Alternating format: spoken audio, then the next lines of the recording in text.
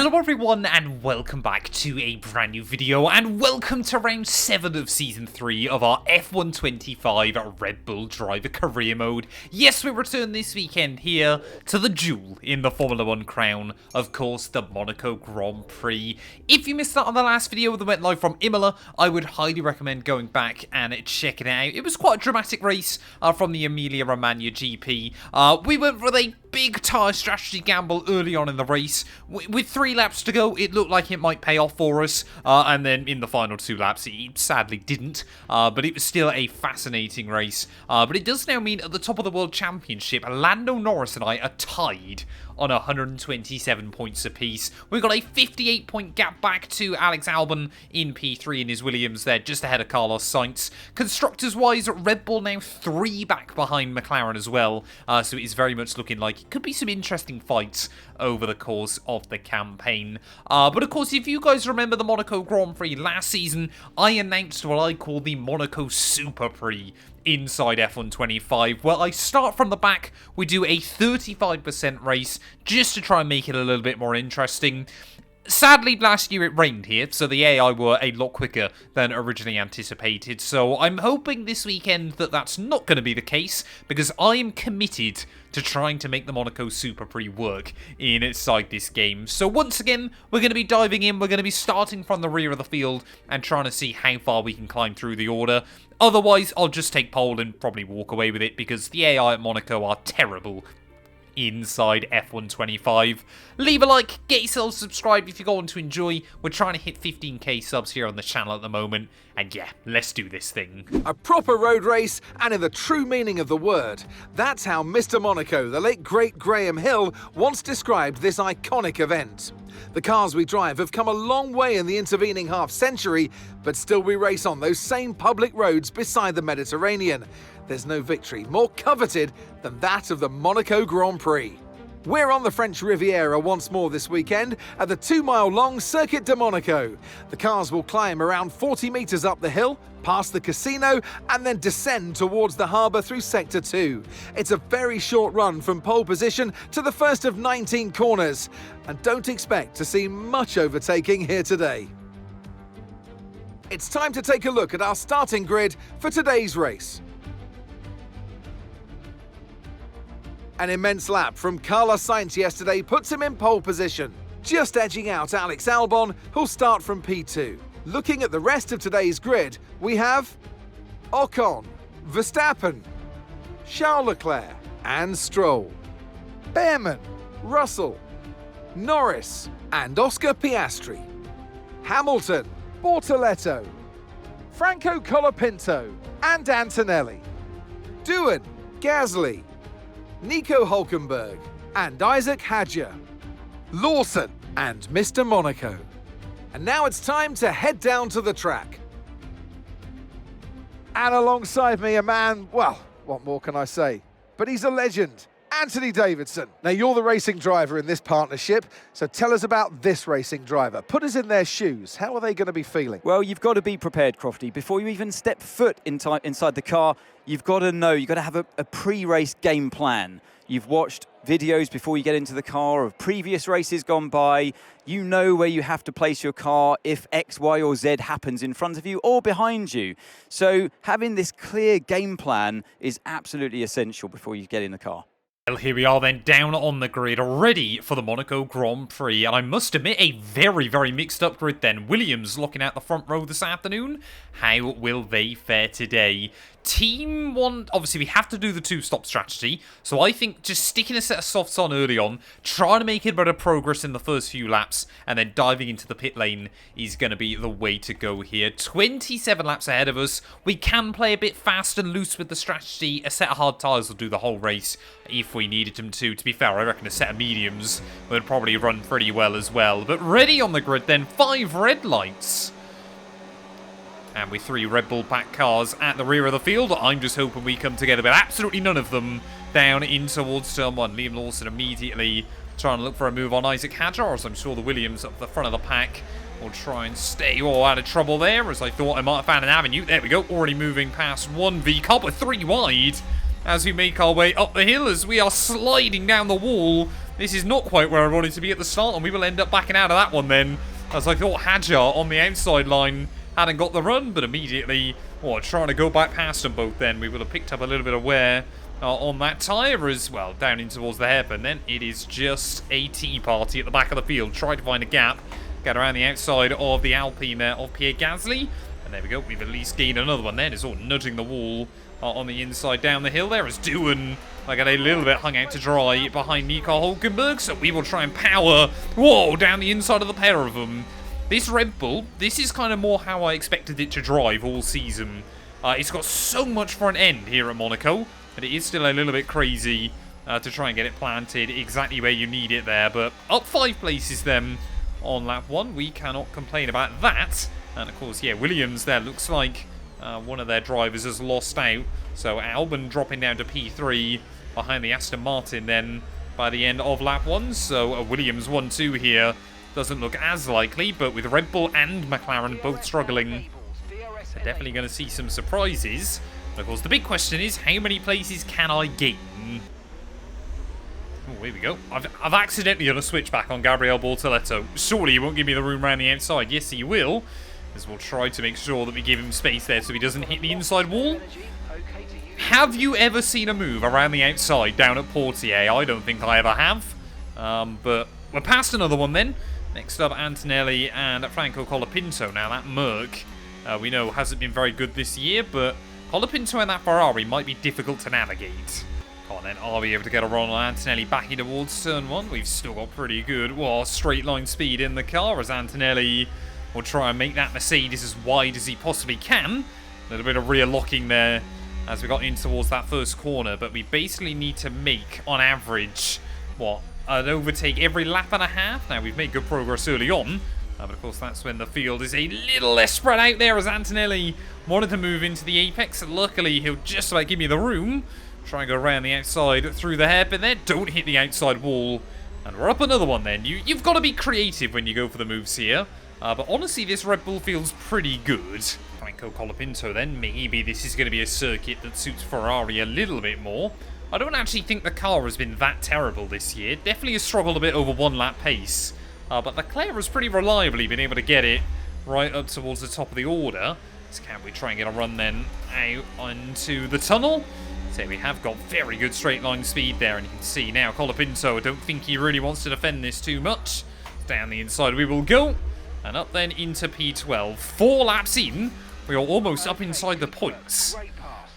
Well, to be fair then, obviously for Aston Martin, Monaco is normally probably one of Lewis Hamilton's worst tracks on the F1 calendar, but Pierre Gasly often goes well around here. I think people were expecting a lot more from that team so far this campaign, but yeah, Esteban finally maybe living up to some of the hype as down the inside of Hamilton will go. Of course, a straight swap between us this season, and a straight swap in terms of position as well in this race. Oscar Piastri then, it has been a topsy-turvy season for him so far. Of course, finally got a big result last weekend out at Imola. But yeah, up to that point, it had been a very, very testing start to the campaign for the young McLaren man. A bit unlucky on a few occasions. We got yellows out. That looks to be a Williams of Alex Albon out of the Grand Prix. So yeah, we got an engine failure then, the first one of the day, and Williams, sure, that makes them a little bit nervous there, as of course Carlos Sainz still out in front. Maybe that explains how we lost the lead at the start of this race then, as we will dive into the pit lane, maybe hoping that we could get a safety car or something like that in that moment. But tyre wear hasn't been an issue. I'm just thinking if we bolt on a set of soft compound tyres again, hopefully we can try and get an undercut on a few cars.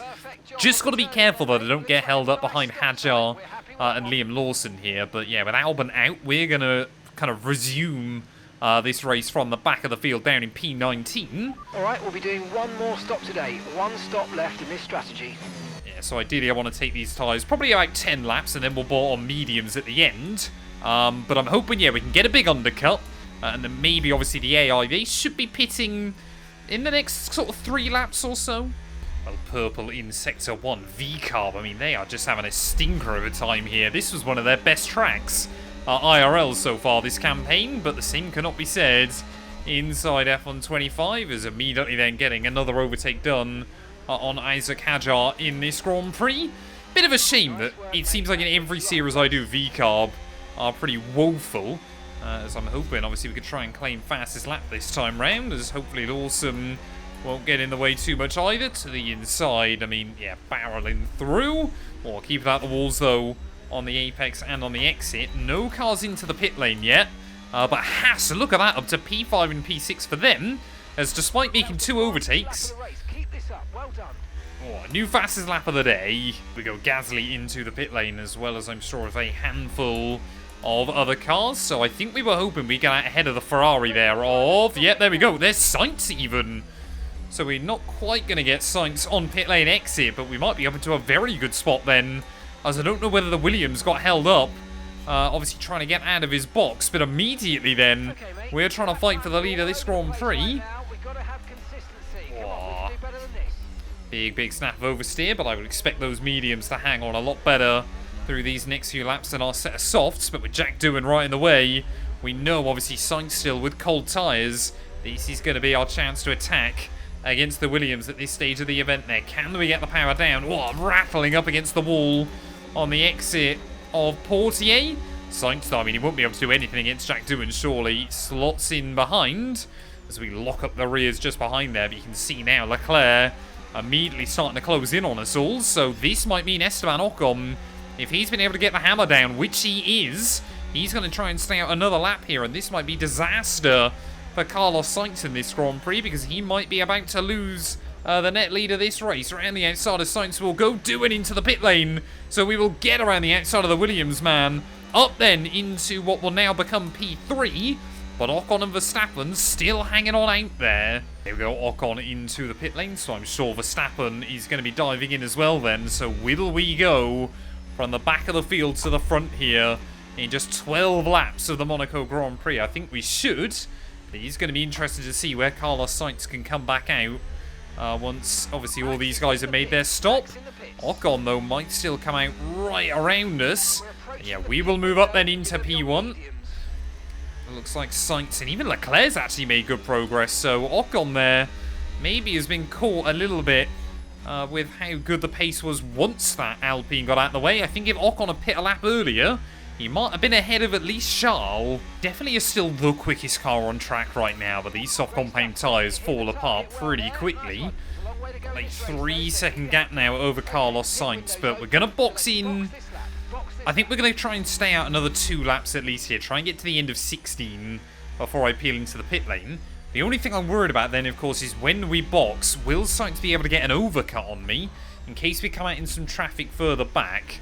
I was hoping to have the gap over those Haas cars, but I just don't think it's going to happen. Well, I guess by the time we get into the pit lane then, the worst thing that could happen would be a red flag or something like that not long after in this Grand Prix. I don't know how red flags work when it comes to AI tyre strategy. Do you have to come through the pit lane twice in this race?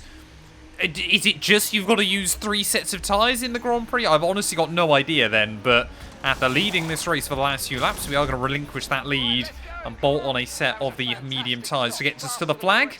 See a load of cars making their way through the final couple of corners, but I think we're going to be close with Ollie Behrman on pit lane exit there. Lance Stroll on its return to Formula 1 as well. Not doing too badly at the moment, as Behrman will get through. Lance Stroll will almost crash into the side of me. Will we be able to get the jump on him? No, we won't, but we will, importantly, come out ahead of my main championship rival, Lando Norris, as well. So I'm hoping it looks like we're going to be able to reclaim the lead of the World Championship come at the end of this weekend there. But again, got to try and get tyres up to temp. Got to wait to see when the AI dive into the pit lane, but hopefully they're going to be able to make a move on Lance Stroll before it's too late. It's Orlando actually there, I think, just ran into the back of me. I don't know if he picked himself up some front wing damage, but if he did, that could be rather costly towards the end of the afternoon. By the time you get through Portier, though, the tyres have kind of found the grip, found the speed. Which way is Lance Stroll trying to go? Moving this way and that through the bottom of the hill, but we will find a way by once again. It's Ollie Behrman. Oh, I mean, look how slow they are through the final corner. I thought Behrman might have been pitting then. He was that slow making his way through the final turn, but yeah, as long as we get past these guys, we should be good. Max there, 10 seconds up the road. He's had a bit of a quiet, lonely race, but again, he's ahead of both McLaren, so this does us a lot of good in the Constructors' Championship as well. There, you can see how much Behrman is trying to push that car to keep himself at the front of the order. But yeah, will it be us claiming, what, win number 4 of the year? Could it be Sainz claiming win number 2? We are definitely getting slowed down a lot by Ollie Behrman. We might have to try and look for a run at exactly the same place we got the run on his teammate last time round.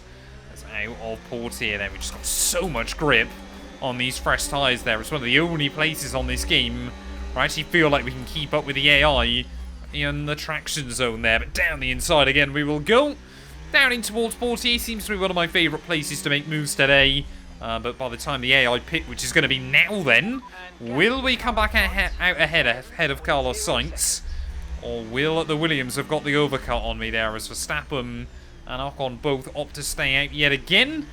But we are just going to try and do our thing there through the final couple of corners. Will we get the jump on Sainz? Yes, we will. And back into P1 we go. Well, apologies there that my face cam, of course, decided to die during the most critical moments of this race, but hopefully we're back. Hello, can you see me? Keep them behind, please. This is super critical for our strategy.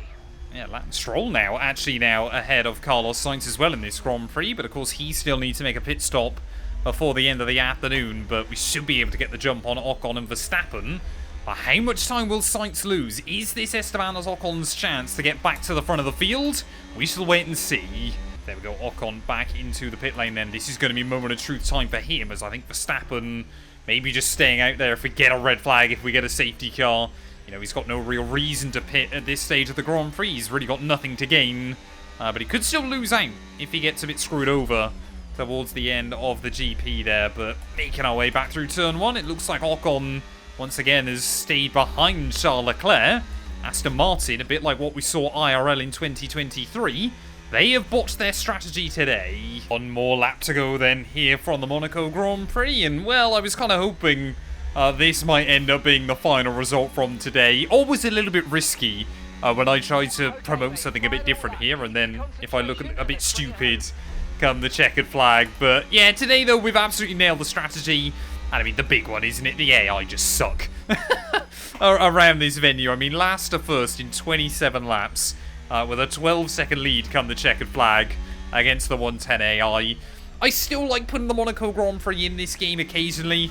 And like I said, I think by doing it like this, it does make it a bit more fun. Maybe next season I have to limit myself on, like, I have to pit when the AI do or stick to their strategy or something like that.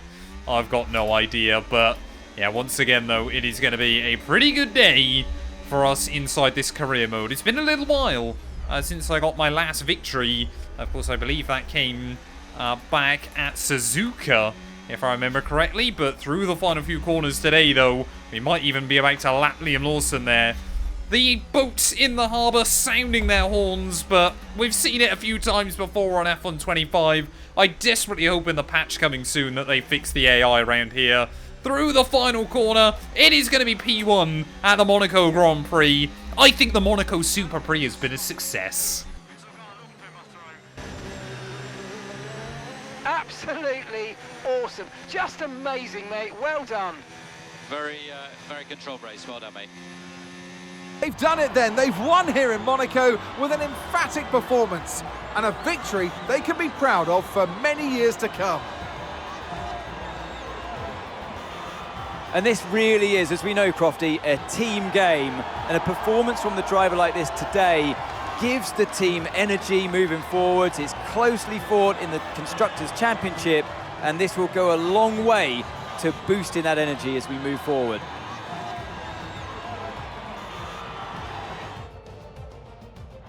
Red Bull put up an outstanding fight for the front position today, and it's great to see it paid off for them. They do so much for the sport that you can't help but be delighted by today's race win.